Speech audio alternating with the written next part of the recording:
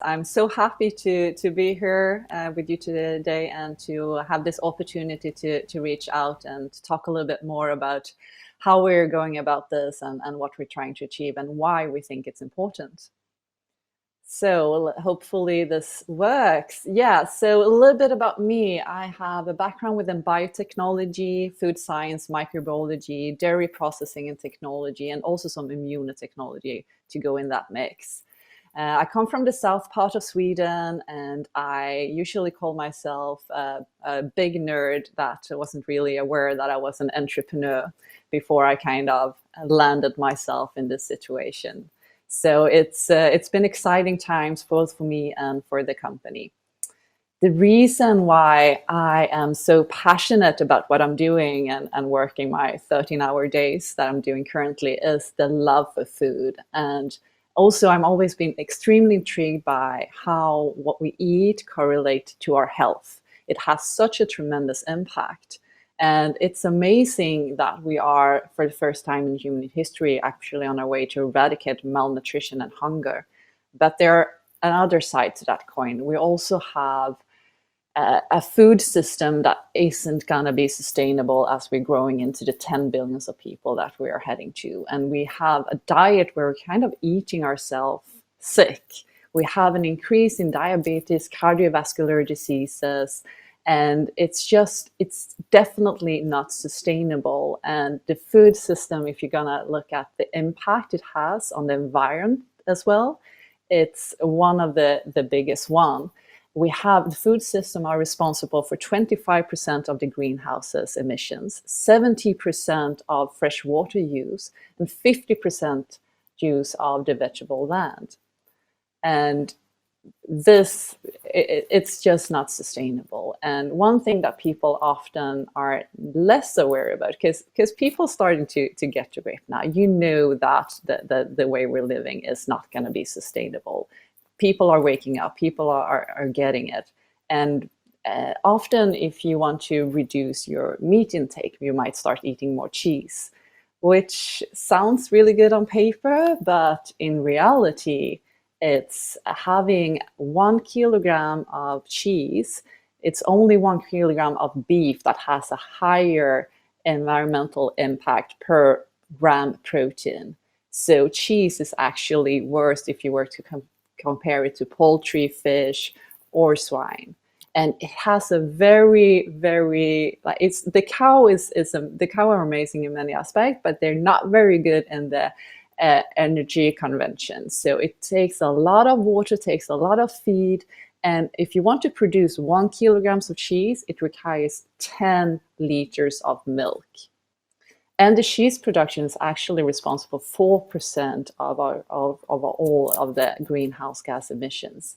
And it's equal to more than 30 kilograms of carbon dioxide emission that's being released. This is the same as you were to drive your old school car 50 kilometers.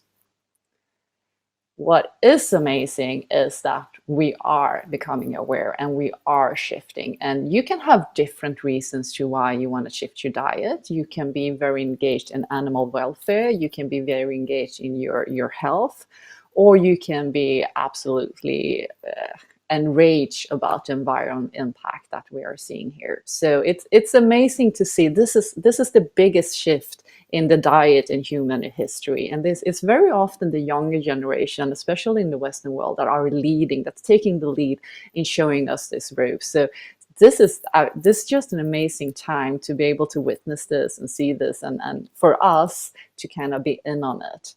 And when it comes to plant-based milk and meat, we have several strong players in that sector. We have world-leading companies.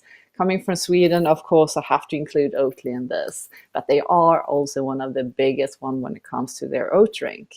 And then you have companies such as Impossible Foods and Beyond Meat that are really setting the standards. And for me, Impossible Foods are such an amazing role models. There's so much science that goes in behind development of these products. And I don't think they launched, I think it took them like 7 years before they even launched the first product out there. So we have these really strong players, and we have these that we can be inspired by, and we have these alternatives, and more people are using this and are buying it and are being inspired by these companies. But if you then look at the milk, plant-based, and if you, sorry, let me do that again. But if you were to compare the plant-based milk category, for example, with the plant-based cheese, it's like 6% compared to less than 1%. So the plant-based cheeses, they're out there, but it's a white space in the market. It hasn't yet been claimed. You don't have that strong branded company that's taking the lead and showing the ropes and really identifying with these delicious and nutritious products. So there is a huge white space here. And if we were to look a little bit more closely into those products that we can get our hands on right now, you can basically divide it into two different categories. One is the modified starch with flavored coconut oils, and these can be mass produced. They have a price tag that is reasonable, even though it's quite high if you look into the ingredients list, what actually is in there. But unfortunately, they obviously lack nutritional value. There's often not even 1% protein in there. And they also lack in the sensory experience, in the taste experience. It can have like a very strong initial recognition flavor, like, oh, this tastes like cheddar or feta cheese. But very, very quickly, that kind of flavor fades away, and you're left with just kind of fatty, starchy feeling, and you don't, at least speaking from my experience, I don't feel good after I'm eating that kind of food. I feel like I have done something really, really bad towards myself, and yeah, I'm just not liking it. It makes me, and an hour afterwards, I'm hungry again, or I'm craving and I want something else, right? So we have these, they can be mass produced, they can become accessible, and that's a requirement if you want to have something that will have a high impact on it. It has to be available for the mass, but they are just not good enough. So vegans will buy that, but if you're not strictly vegan, you will not waste your time or put that in your body. It's a fact. The other category, and here I actually have several ones that I kind of enjoy, is the fermented nut ones. And these are often cheese, are very ravers and aroma.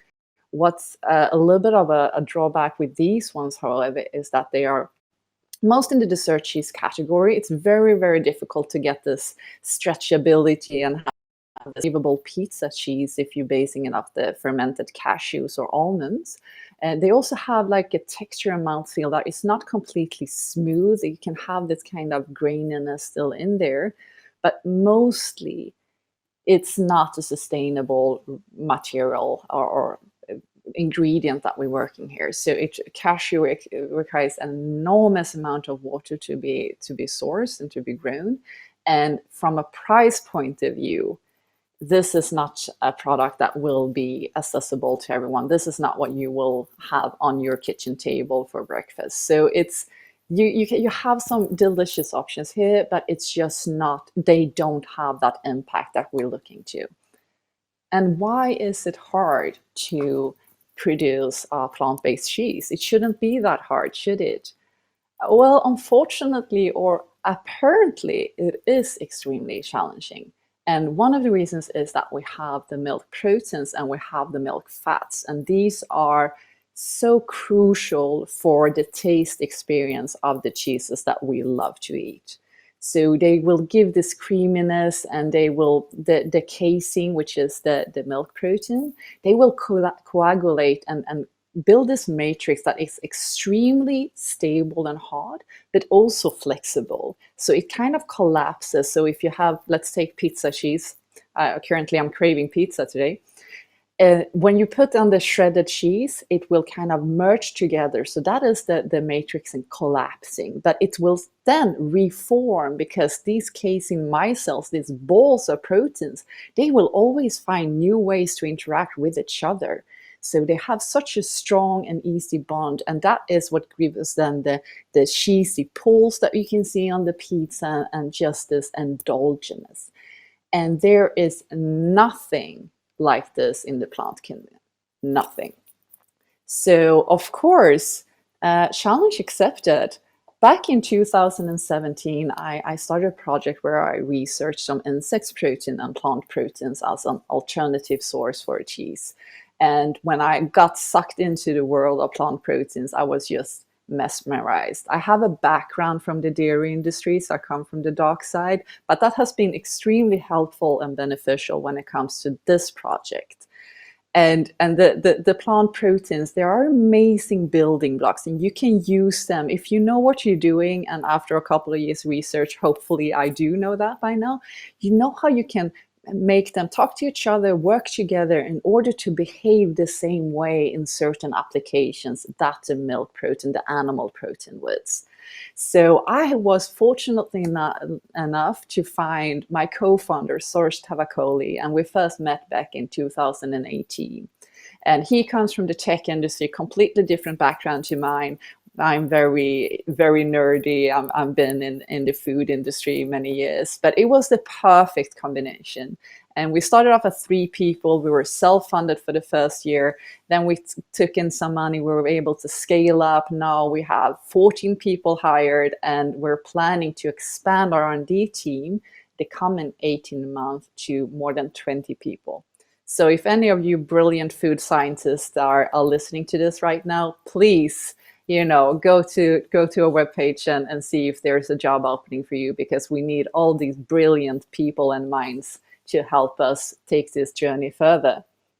So what is it that we want to do? What do we believe in?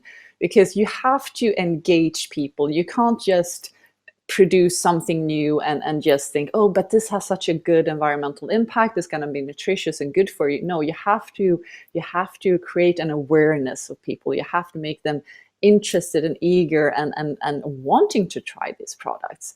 But the first thing, you have to develop delicious product.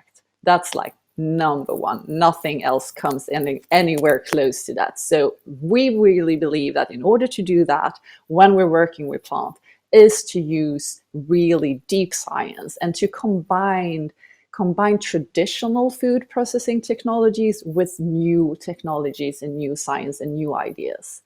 And we want to build a brand that people give a shit about. That means that what Stockeld represents should be something that you can resonate with. You can agree with our vision and our vision. And we are very open, honest, transparent, and human. We will make mistakes, and we will always strive to do better. And we also think that if you want to build something, you have to think long term. You can't just think short term. Oh, I need to just get this product out there and then I'm gonna be done. No, from the beginning, we've been thinking 10-year span, and we think that that's what's needed in order to build something that will last. Our first product is the one that we launched yesterday, is called Stockeld Chunk, and it has a nutritional and textural parity with a feta cheese. And then we're going into developing spreadable cheeses, the pizza cheese, and the slice, which is a sliceable cheese. And a problem that we have here as well is that we're actually not allowed to call it cheese. So there's an amendment that's been processed in the EU that will not allow us to call it cheese or talk about it like a cheese. We can't compare it to cheese. So we have to think outside the box. How can we present these new products to the consumers when we can't really tell them what it is? So the way we went about it, not saying it's the right way, time will tell, but the way we did is to trying to find names that will describe how you will use them, how will you apply them. So that's why we have those kind of corny names, such as chunk, because it's like a big chunk of cheese, spread, because you're spreading it, melt, because it should be melted all over your pizza, and slice, since you're slicing it.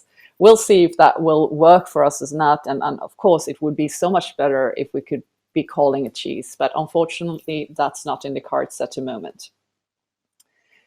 Consumer behavior. Again, there is a challenge. If you're presenting new products, you have to find a way to get people to interact and correlate with it, right?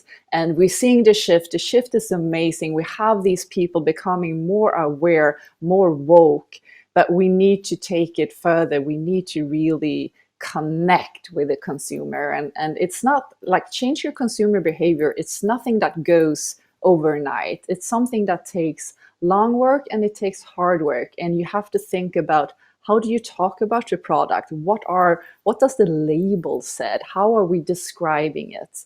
So what we have been doing is that we've been working very closely with chefs since we started, because we think it's extremely important that this is not comes out like something lab grown. It's really not. It's produced in a dairy plant, so it's very far from anything being lab grown. But it's so important that we get this culinary aspect and get this, because food is passion, food is culture, and we want to really engrave this in the brand and make sure that we communicate that out to the customers as well. And we have then, I forgot that I need to change my slides on my phone and I can't do it on my computer. So what we're doing is that we're really going deep, and we're calling ourselves that plant and technology agnostic. So that means that we're not Oatly, amazing role model. They're kind of limited to oats.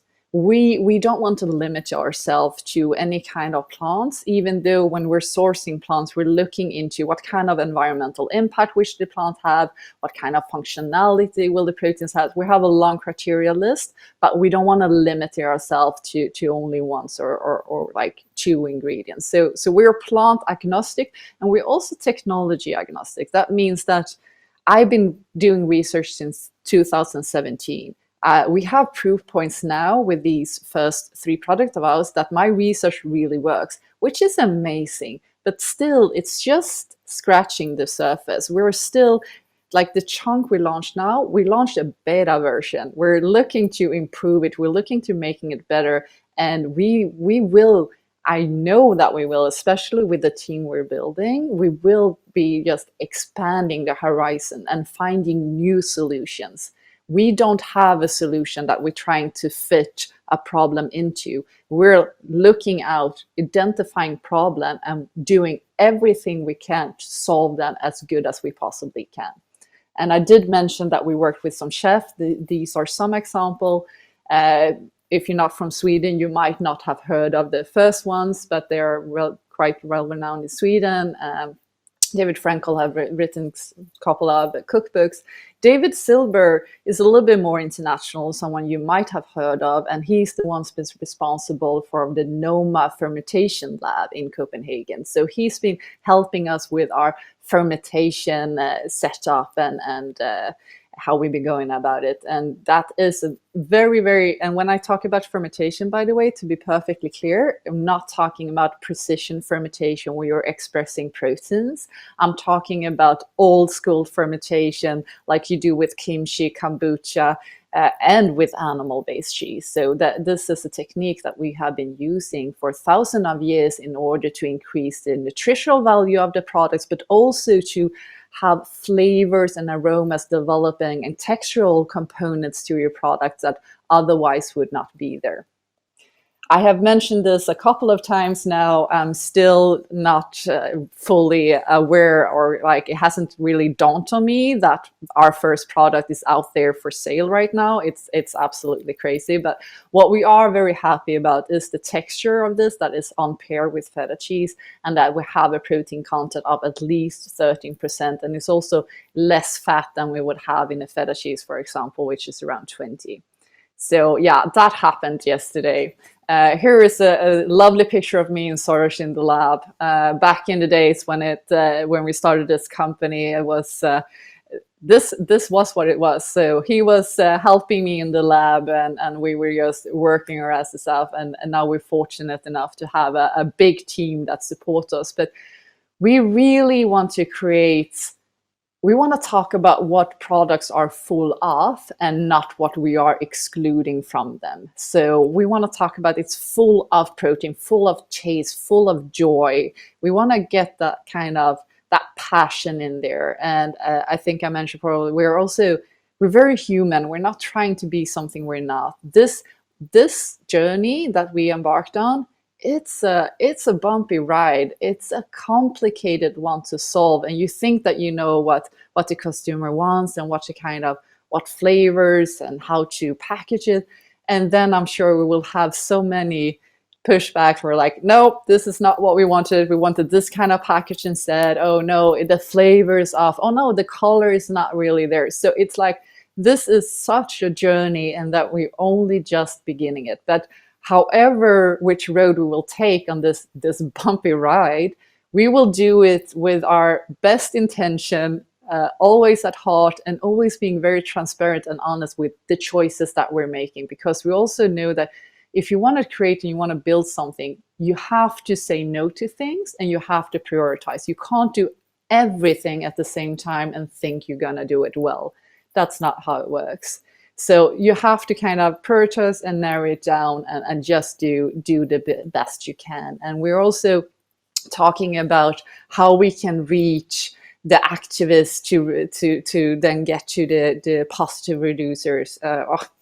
And we're trying to not have a very aggressive language, at the same time that we're being very, very clear that we're not accepting.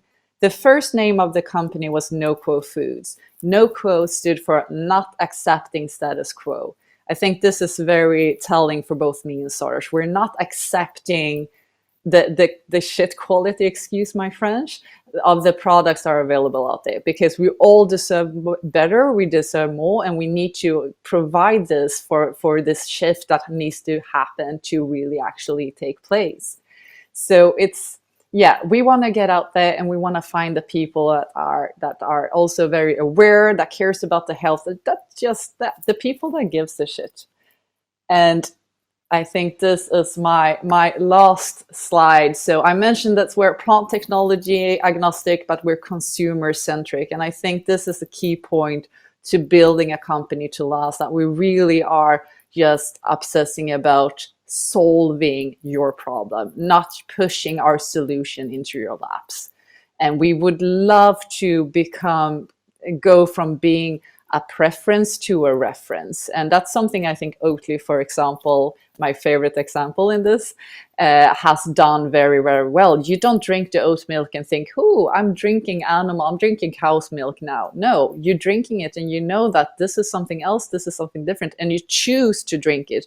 You can choose because you love the flavor, you can choose it because you want to reduce the environmental impact, or whatever the reason, or you just really love the brand. Whatever the reason you are choosing it. So it is the new reference that you are just applying across the room.